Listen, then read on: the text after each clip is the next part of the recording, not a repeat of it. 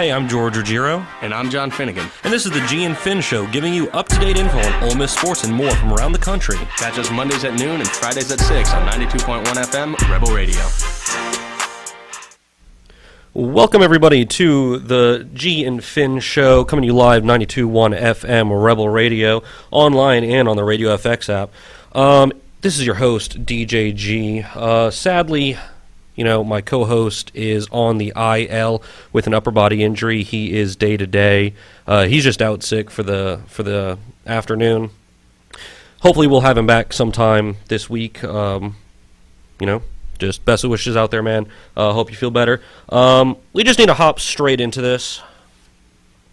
This weekend, we've had a mass exodus of people coming from Oxford, Mississippi, going all the way down to Tuscaloosa, Alabama, for the Ole Miss-Alabama matchup tomorrow afternoon at 2:30 Central Time. I'll be completely honest. I don't have any expectations for this game coming from Ole Miss. It's not going to be a great game, I don't think. It's just not going to go well for the Rebels. This Alabama team is just as good as we've seen in years past. Sure, their defense is pretty raw, but their offense has just looked stellar all season so far. Let's just hop right into it. The Ole Miss secondary got pretty torn up by Cal last week, especially on third downs and with shorter routes. Let's just start there.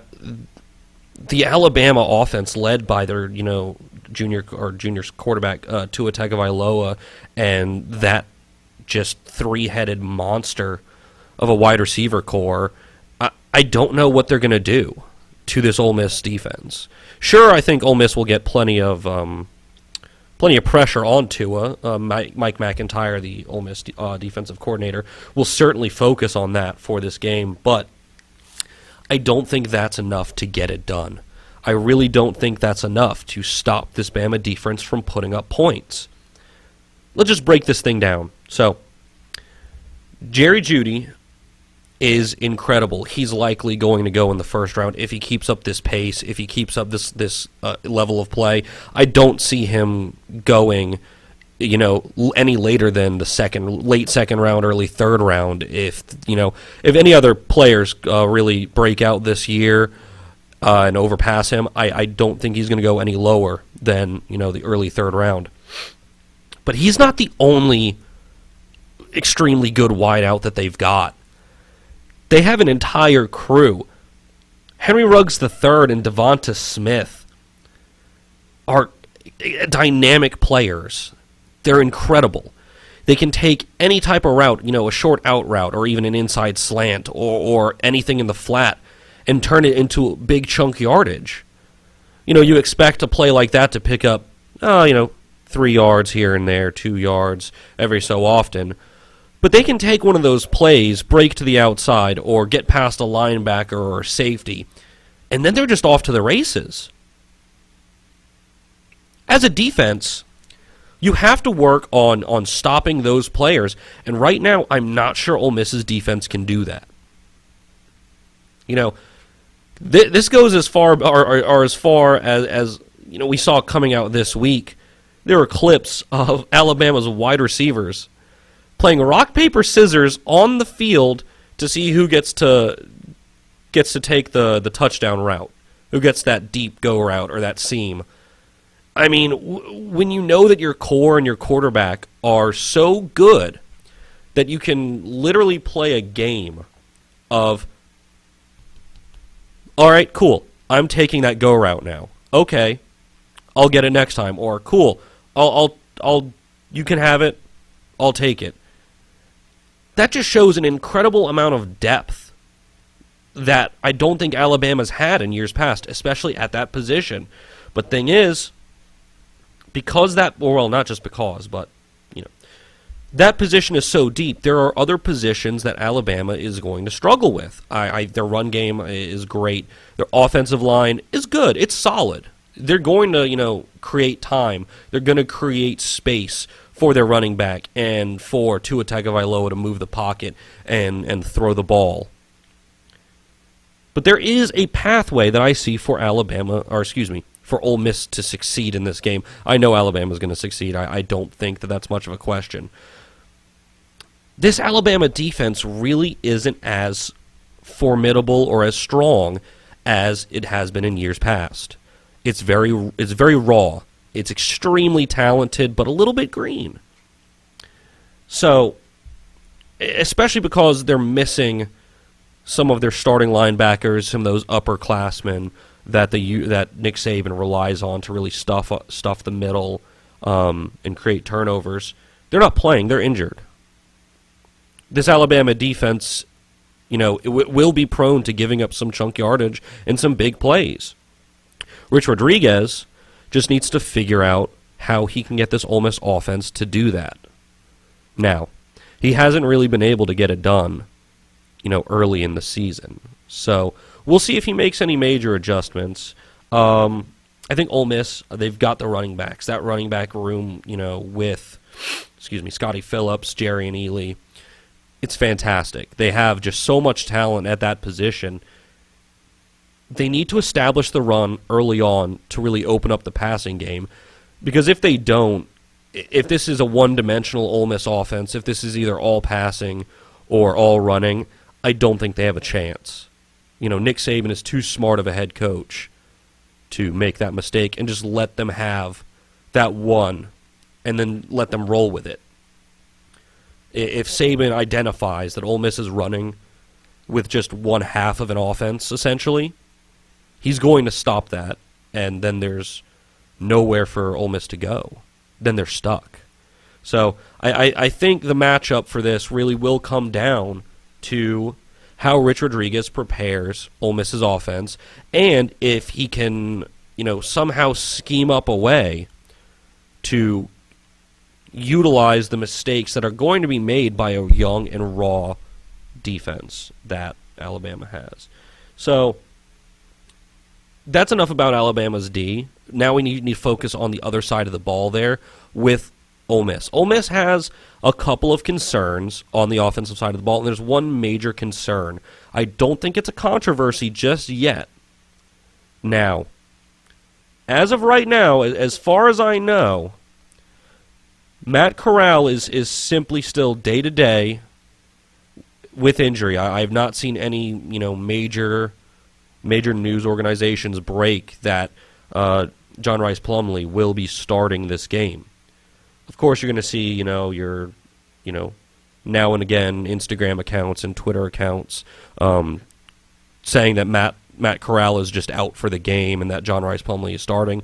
As far as I know, just trusting in any sources that I've seen, that's not the case. However, I do, even if Corral plays, I expect Plumlee to get some game time.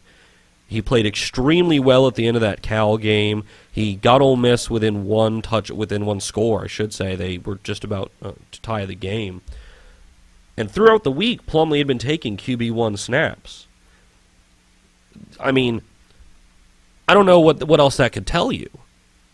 Unless, Corral just somehow pops up tomorrow morning and says, "Oh, look, my bruised ribs are perfectly healed.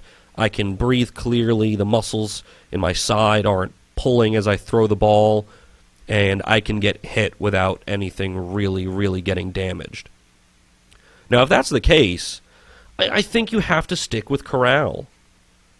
He's had more time with this team. He knows the offense better. I don't think that's a hard decision to make. Now, even if Corral plays, I think Plumlee gets some snaps. I think this turns into a two-quarterback kind of set until one or the other fully, establishes themselves as the starting quarterback. Up until now, that's been Matt Corral. Matt Corral is the starting quarterback of this team at this point in time. If Plumlee goes out there tomorrow and gives Alabama a game, I'm not sure. That's when I think we have to talk about a controversy. Now, there are other quarterbacks on the roster. You've got there's another true freshman, Grant Tisdale. If Corral misses the game, he'll obviously be pushed into that backup role, who he played well in, the Spring Bowl and all of these other opportunities that he's had to show himself off. He's played extremely well. Do I think he's as talented, per se, as Corral or Plumlee? No, I don't think so, not just yet, but he is extremely talented. He's got great legs under him. He's got a strong arm. And there is another one. They do have a fourth-string quarterback. His name escapes me right now. But I highly doubt he gets called upon in the case of any injury. Unless, of course, both Corral and Plumlee are hurt, in which case it's then Tisdale and unnamed true freshman. Ole Miss's defense, like I said earlier already, I really do think Ole Miss's defense can give this offense a little bit of trouble. Now, I don't think it's going to come from the secondary. I think it's going to come from the pass rush.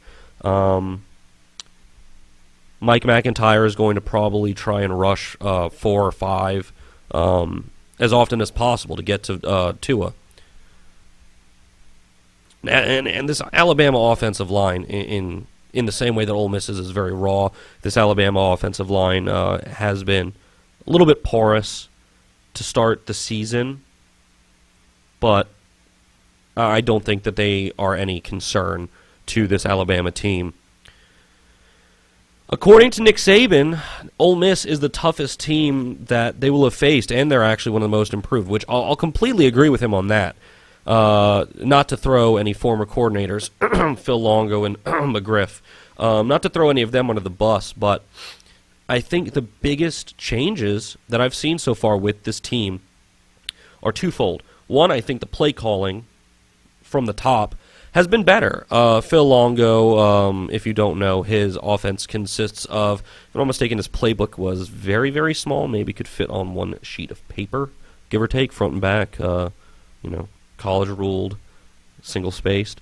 But what he tried to do was he tried to maximize the talent that Ole Miss had in their wide receiving core. Simply put, that doesn't work with every quarterback. You have to have some sort of true scheme other than just send 3 receivers out there or 4 receivers out there to chase space. That doesn't work. Rich Rod has definitely solidified a game plan that he has in mind. Now, is it, excuse me, has he been running with that to fault? Yes. There have been so many times on first and second down where Rich Rod would simply run the ball up the middle or take a quick pitch or maybe even roll out, corral for a quick screen or a quick pass over the top. That doesn't always work. That's not going to work against a defense that's planned for that, which of course a Saban defense will, or a team that has a lot more talent, which Alabama does. So, and McIntyre himself has just, the scheme that he's put in place for this defense is just completely different from what McGriff was running. Now, even with the absence of our starting linebacker, Momo Sanogo, who fractured his fibula, I think it was, one of the bones in his leg against Memphis, that absence is massive.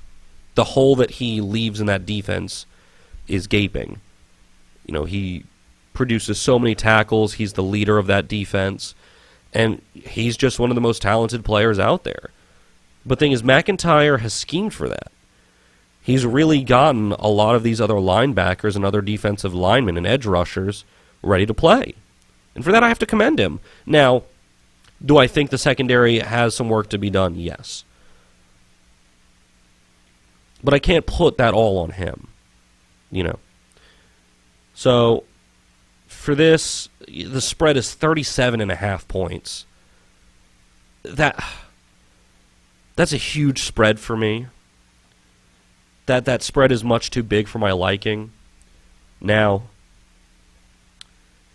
I do think that this comes down to who is playing quarterback and how the defense plays. So, I think 37.5 is just too big a spread. If Plumlee gets in there and plays as well as he did come this past weekend, I don't think that 37.5 is just too big a spread for my liking. I think Bama wins the game, but I have to think that Ole Miss covers the spread. I mean, there's almost no game film on this young quarterback. We obviously saw he's mobile, he's big and strong. He does not like to go down. He shrugged off some tackles that he really should not have.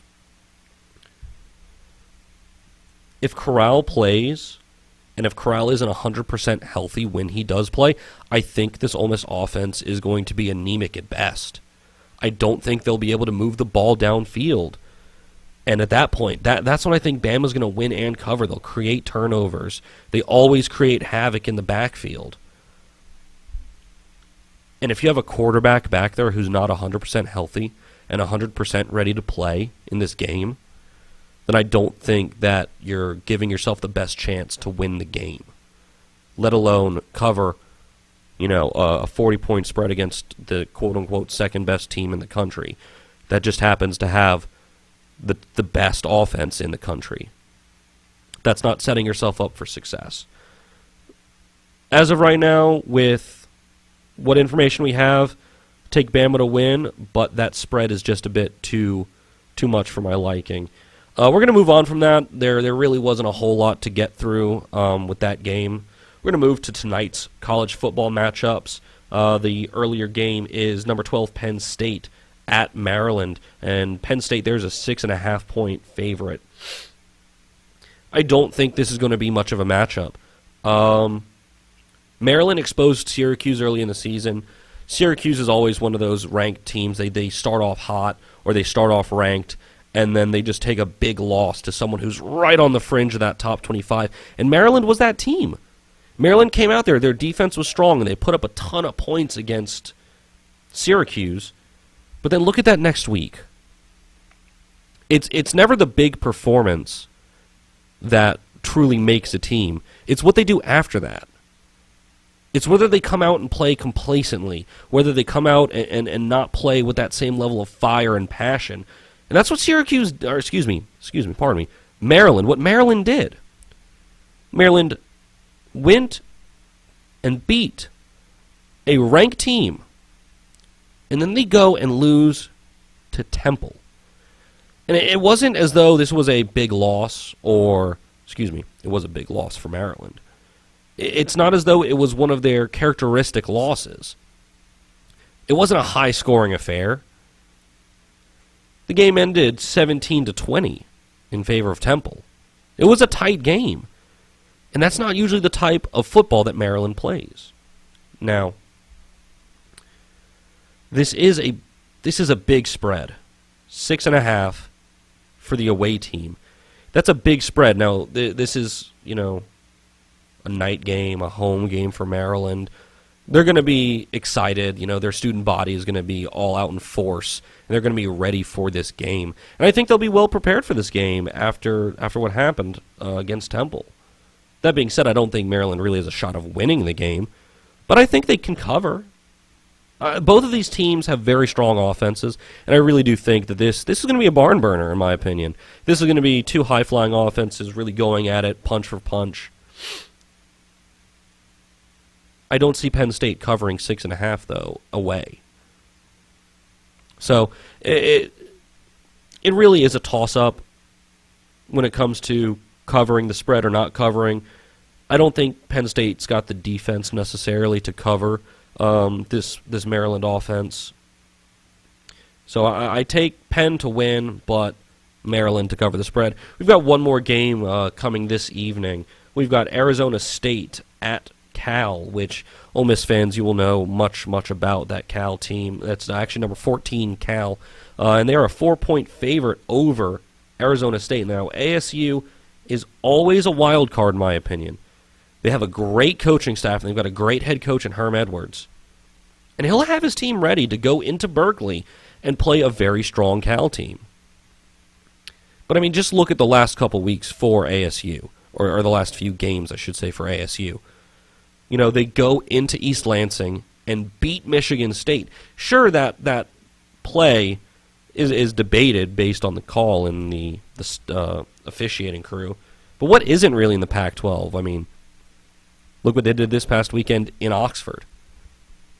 Now, the Pac-12 came out with a video of their own, and their head of officiating, pretty much tried to prove his officials made the right call, and it was a good video. It really does help, but that's besides the point for right now. That's over and done with.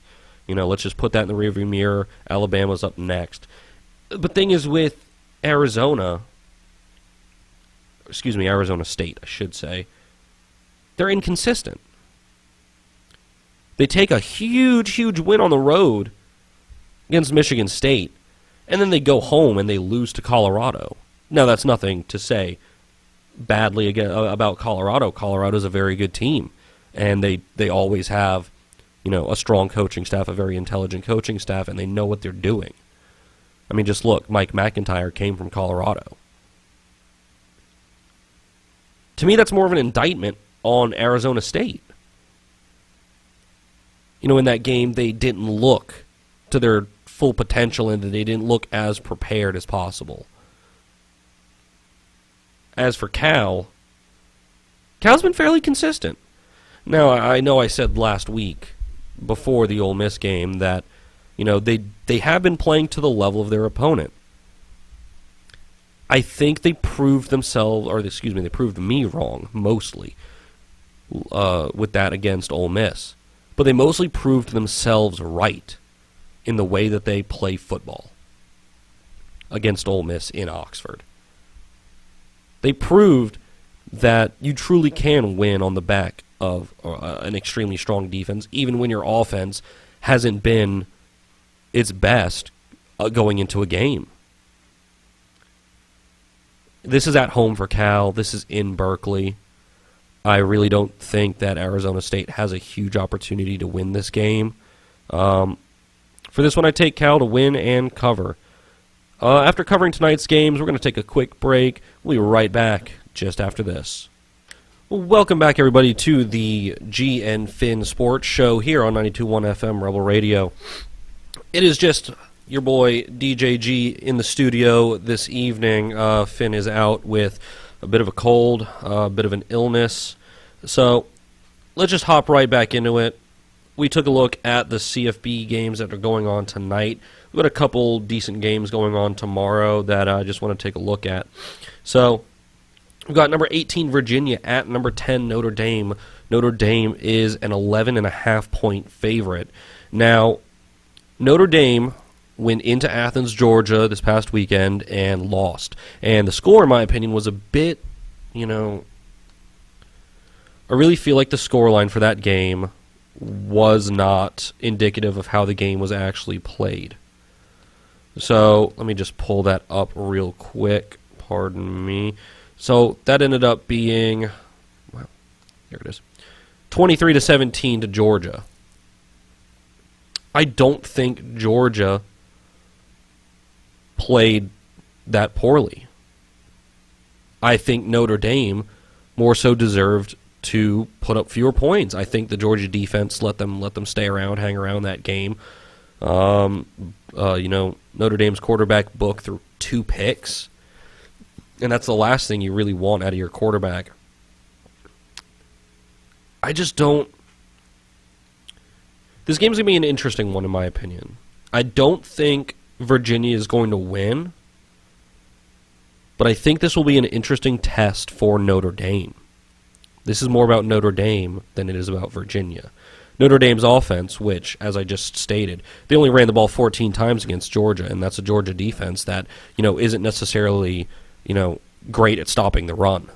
That's not their forte. But they did it. They shut them down. That's 14 attempts and 46 yards for Notre Dame's offense. On the ground, that is, excuse me. So they took to the air, and that didn't work out for them either. Book threw 29 of 47, 275 yards, 2 TDs, but also 2 picks, 2 turnovers. Turnovers are the last thing you really want out of your offense. And Notre Dame, that wasn't their only turnover as well. They had 2 fumbles. They didn't lose either of them, but the thing is that ball security is something that needs to be worked on. Thing is, what makes this game interesting is Virginia's defense. Sure, Virginia's an ACC team. Sure, Virginia hasn't really played anybody, anybody exceptionally fantastic up until this point. But still, Virginia's defense is only allowing a total, they're averaging only 263 yards against them per game. That's good for 14th in the country. They're ranked 18. They're 4 ranks lower than their defense's ranking overall in the nation because of their offense. Their offense just isn't up to par, especially not up to par of their defense. They don't get many turnovers, I might add. Virginia's defense, that is. But they don't let people produce points. They don't let other teams get yardage. Now, to do that, Notre Dame's going to have to be incredibly efficient for them to put up a ton of points against a defense like that. Thing is, just as we saw last week, Notre Dame is almost the opposite of efficient. Their third down efficiency was poor. They didn't get many third downs. They took penalties when they didn't need to.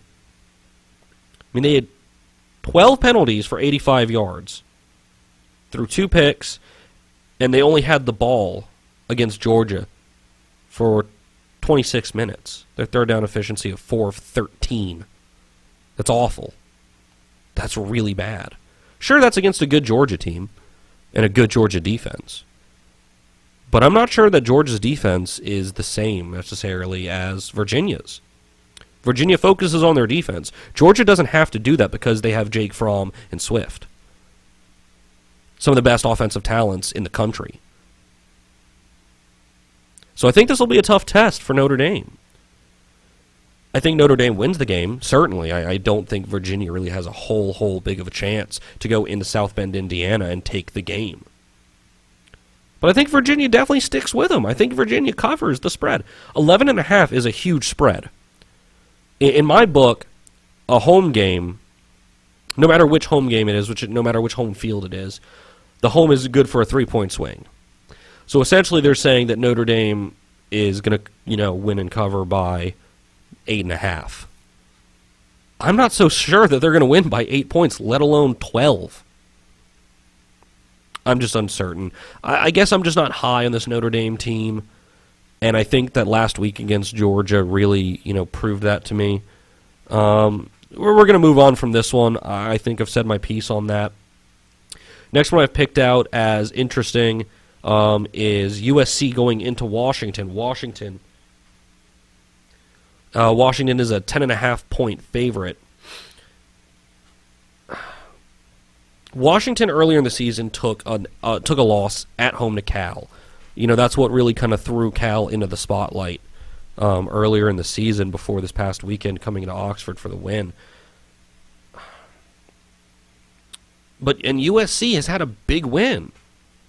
If I'm not mistaken, last week, I'll pull it up as well. Last week, USC beat Utah 30-23. That's a full possession game. That's nothing less. That's a big win for USC. I do think that this is a high-scoring affair. I'm not sold on either defense, truly. I'm really not, especially not on the side of USC. It'll be an interesting game, in my opinion. It also will come down to the quarterback play, in my opinion. It'll definitely come down to that. Washington, their quarterback, Jacob Eason, has been fantastic. He's been awesome this year. But the skill position players around him have let him down. They don't have a true number one running back that, you can just hand it to him and he'll pick up yardage no matter where you are on the field. They don't have a wide receiver or a tight end necessarily that they can just loft the ball to and he'll go up there and get the ball.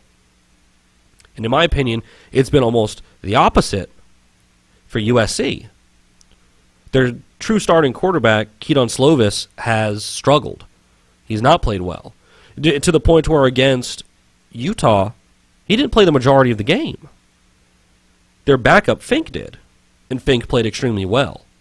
21 of 30, 351, 3 touchdowns and a pick. He could have gone without the pick, but the rest of that line, just reads an incredible game. USC's been pretty reckless with the ball overall.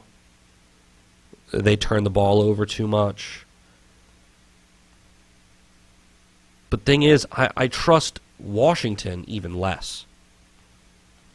I'm not very high on this Washington team.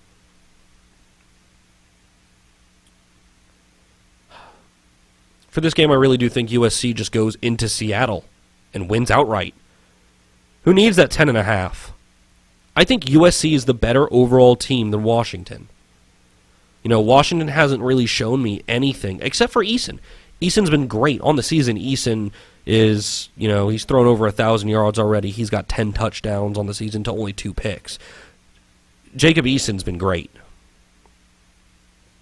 But the rest of that team around him hasn't.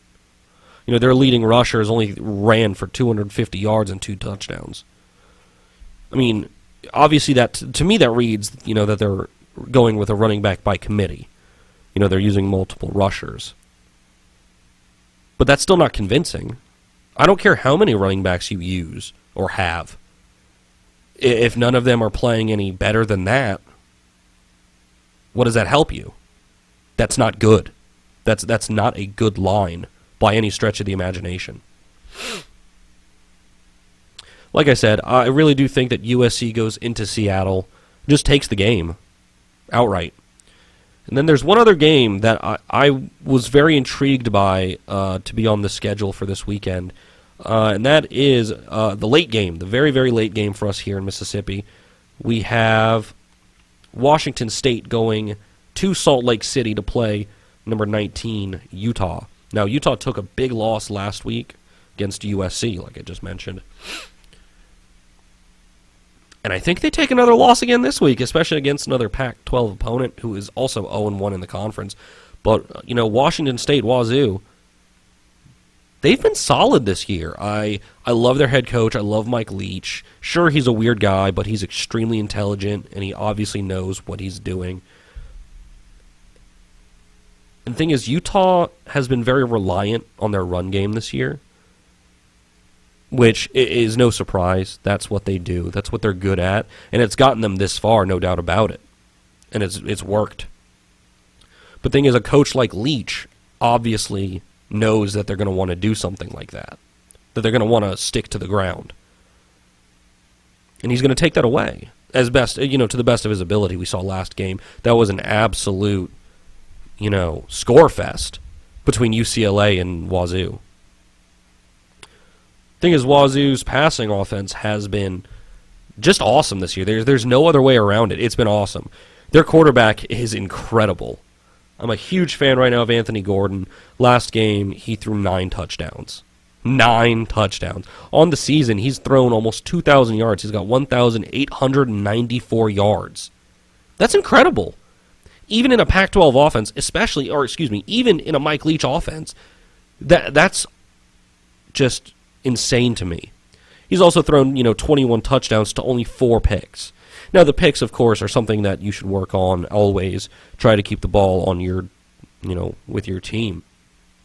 But I don't think Utah is going to be able to really stop that passing offense. It's just incredibly strong, and I don't see any way around that. So I think Wazoo goes into Salt Lake City, wins the game outright, even though Utah is a 6-point favorite. That's really all I've got for the college football this weekend. There are a couple SEC matchups, Texas A&M and Arkansas playing in Arlington, Texas at the AT&T. Then we've got Auburn, Mississippi State, and Auburn. Again, I don't see much out of that from Mississippi State. What else do we have on the docket?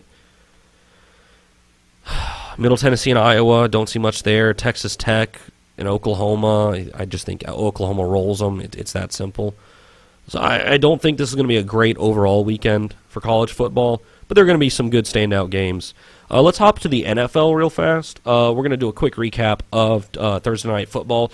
The Eagles hand the Packers their first loss of the season. Final score of that one, 34-27. The Packers were so close to tying up the game, or outright winning the game, I should say, if they get the 2-point conversion there. But they just couldn't get it done. I mean, obviously the Packers are still just riding Aaron Rodgers into the ground. He threw 53 passes last night.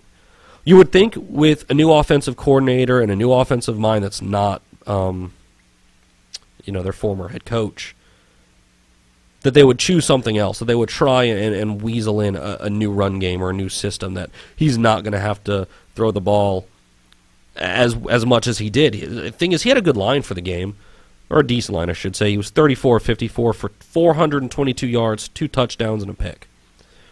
The thing is, that pick just came at the worst possible time for this Packers team, and that really ended the game for them. Carson Wentz on the other side of the ball, he didn't necessarily impress me much, but he was extremely efficient, and he got the job done for his team, and the thing is, he stayed on the field, which that's probably the best thing that I've seen from him so far this season. Sure, he had that slight concussion scare a week or two ago, but he's stayed on the field. He's protected the ball well this year. He went 16 to 27, 160 yards, and 3 touchdowns. See, the thing is, when you get that many touchdowns on only 160 yards, that's impressive to me. That in itself, that level of efficiency is impressive for me. The thing is, what killed the Packers, they turned the ball over too often, and they were inefficient in the red zone. They turned over the ball twice compared to the Eagles turning it over 0 times. They were 3 of 7 in the red zone there, whereas the Eagles were 4 for 4 on their trips to the red zone. That's just rough all in itself. A couple other big games this weekend in the NFL. We've got the 3-0 Patriots at the 3-0 Bills. Patriots are a 7-point favorite. The Bills have really surprised this year, in my opinion. They haven't played anybody necessarily difficult, per se. They've played the Giants, the Jets, and the Bengals.